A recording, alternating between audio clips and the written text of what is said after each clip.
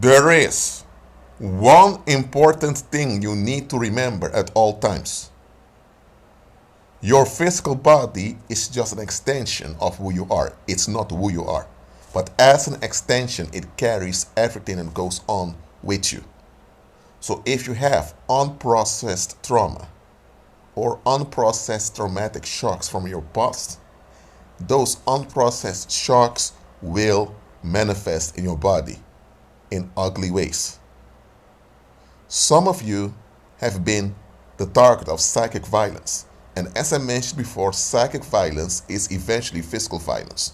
So it goes like this. If you're stabbed with a knife, the blood is streaming from your body and you go to the hospital, they stitch you together and you just stay there till you're healed. If you get an energetic shock in psychic violence, what happens is that the shock will shake your energy field. So the shock will make you confused and dizzy. And after a while, it will work out in your body.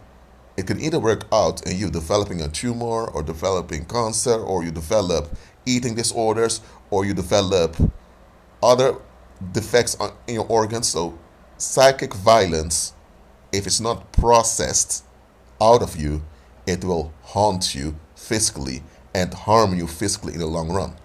Some of you developed chronic diseases, or some of you developed allergies due to psychic wounds that were not processed well. So, whenever things don't seem to work out in your circumstances, do not be distracted by what's going on in the external circumstances. Go within together with the Holy Spirit to see what there is left that needs to be processed out. Don't blame yourself for the psychic wounds you encountered. You didn't do it to yourself. You were violated. It's what other people did to you.